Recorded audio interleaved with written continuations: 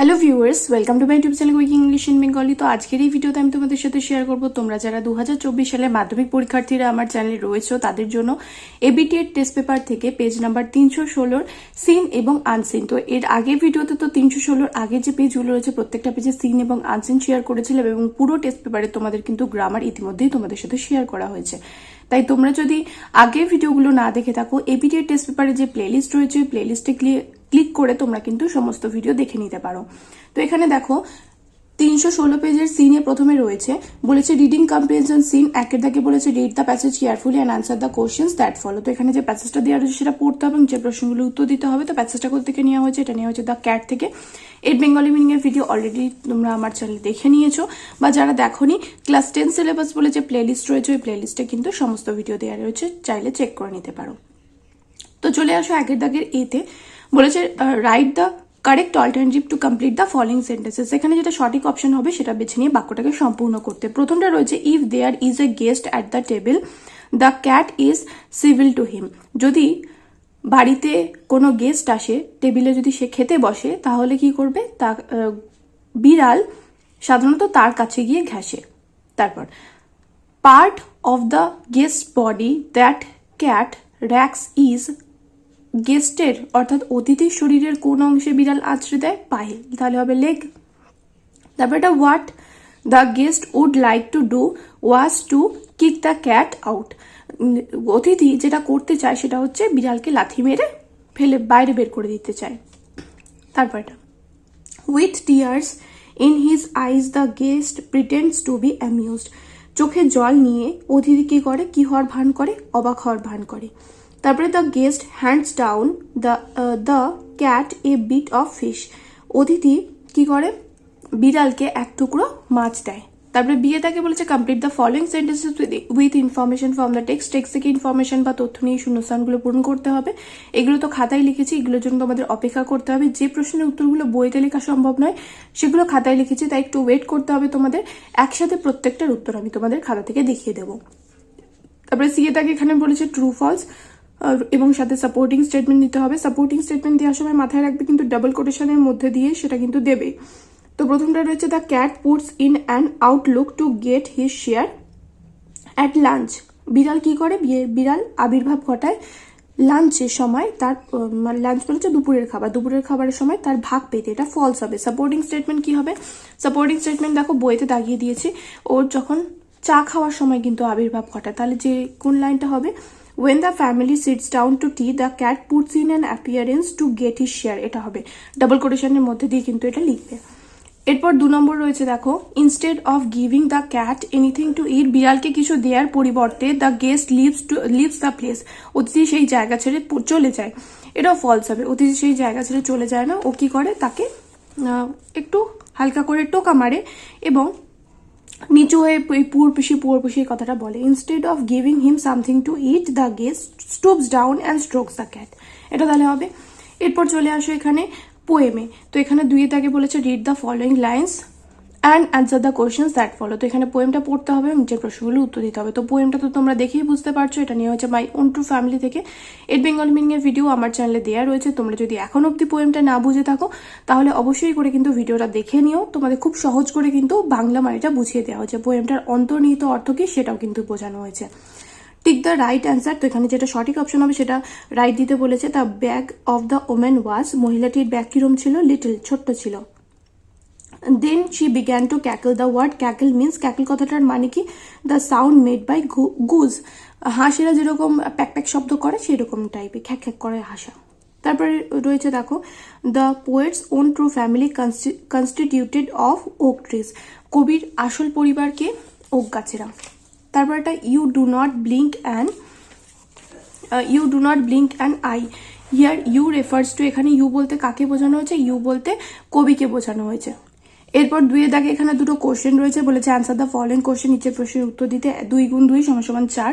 Total 2 নম্বরের প্রশ্ন রয়েছে। এই প্রশ্নের উত্তরও খাতায় করেছি, তাই তোমাদের একটু অপেক্ষা করতে হবে। খাতা থেকে উত্তরগুলো তোমাদের দেখাবো, আনসিনের সাথে পরপর দেখিয়ে দেবো, তাহলে আমার সুবিধা হবে অ্যান্সারগুলো দেখাতে তোমাদের।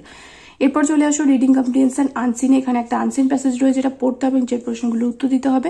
অবশ্যই করে কিন্তু আনসিন প্যাসেজগুলো নিজেরা পড়বে এবং যে ওয়ার্ডের মানে জানো তার জন্য কিন্তু ডিকশনারি চেক করবে, তাহলেই কিন্তু আনসিন শিখতে পারবে। না হলে কিন্তু তোমরা কিন্তু একটা আনসিনও কিন্তু পরীক্ষার সময় নিজে কিরা কি করতে পারবে না। সাথে ভোকাবুলারির উত্তরও কিন্তু দেবো এবার তোমাদের। তো চলে আসো 3 দাগের এতে বলেছে টিক দ্য রাইট অ্যান্সার। এখানে যেটা সঠিক অপশন হবে সেটাতে টিক মারতে বলেছে। Souvik's hidden talent came into light when he was a student of class 9. Souvik যখন ক্লাস 9-এ পড়ে তখন তার এই গুপ্ত প্রতিভা সবার সামনে আসে। তারপর এটা রয়েছে দেখো, the electronic calling bell was made of waste items. বজ্র পদার্থ দিয়ে এই ইলেকট্রনিক কলিং বেলটা তৈরি হয়েছে। The smart shoe can be of great help to policeman for its spy camp. Smart shoe কি হতে পারে? স্পাই ক্যাম্পের জন্য এটা একটা খুবই মুখ্য অস্ত্র হতে পারে পুলিশদের কাছে। তারপর একটা রয়েছে Souvik's latest work is on smart helmet. Smart হেলমেটকে নিয়ে সৌভিকের হচ্ছে সেরা কাজ। তারপরে Souvik's father is a mill worker. সৌভিকের বাবা কোথায় কাজ করে? মিলে কাজ করে।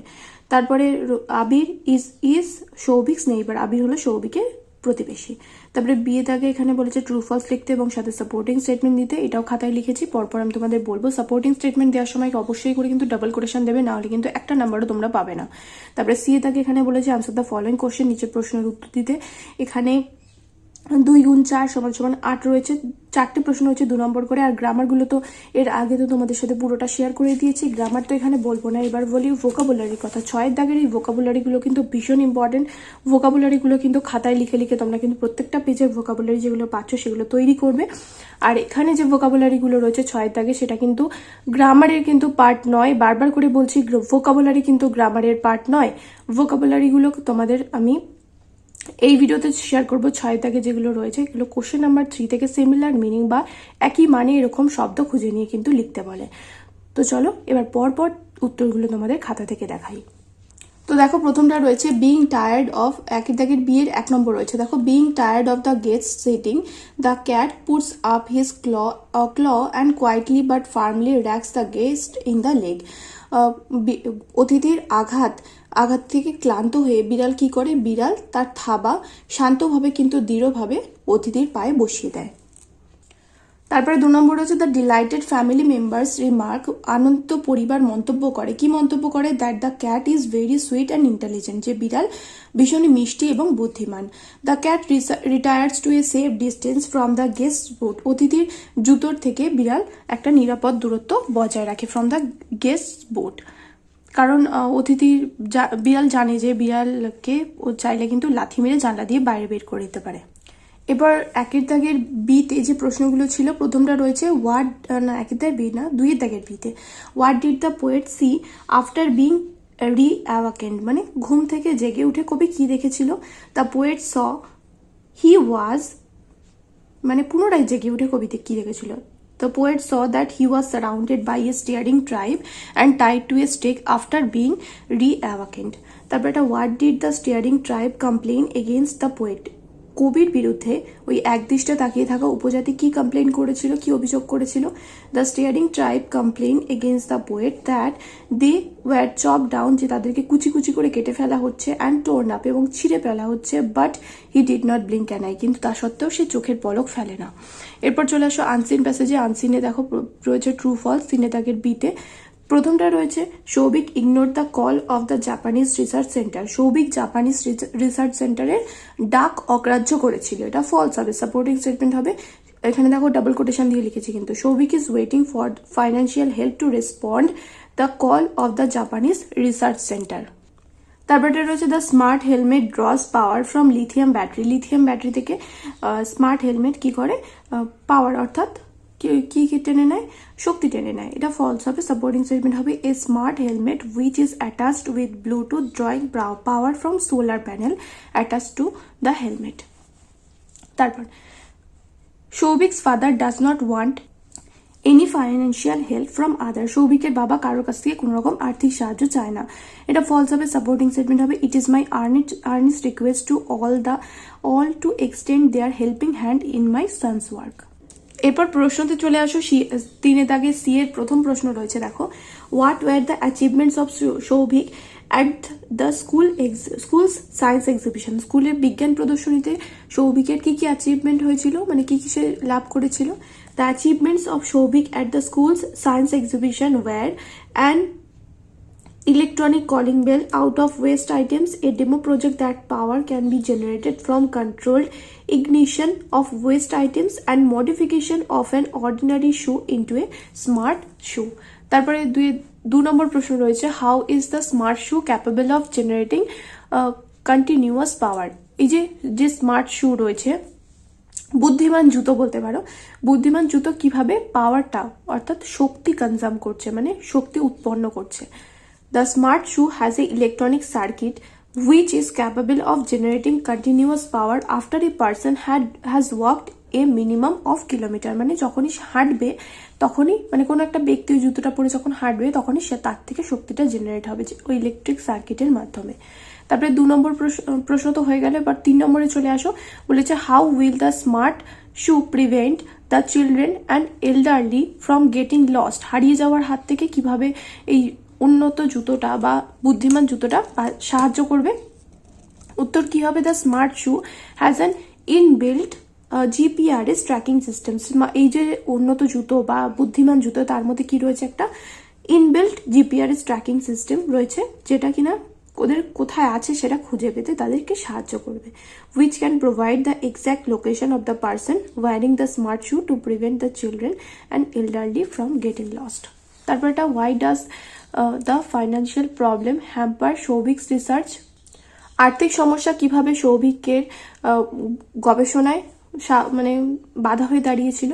সৌভিকস father's income is limited, so it becomes impossible for him to buy electronic items and devices required for his son's research in developing innovative electronic items. Thus the financial problem hampers Souvik research. কারণ সৌভিকের বাবা ছিল গরিব, তার income ছিল সীমিত, আয় ছিল সীমিত, তার জন্য সে তার ছেলেকে প্রয়োজনীয় যে ইলেকট্রনিক ডিভাইসেসগুলো, আইটেমসগুলো, সেটাগুলো কিনে দিতে পারছিল না তার গবেষণার জন্য, যেগুলো প্রয়োজন ছিল, তার জন্যই এটা বাধা হয়ে দাঁড়িয়েছিল।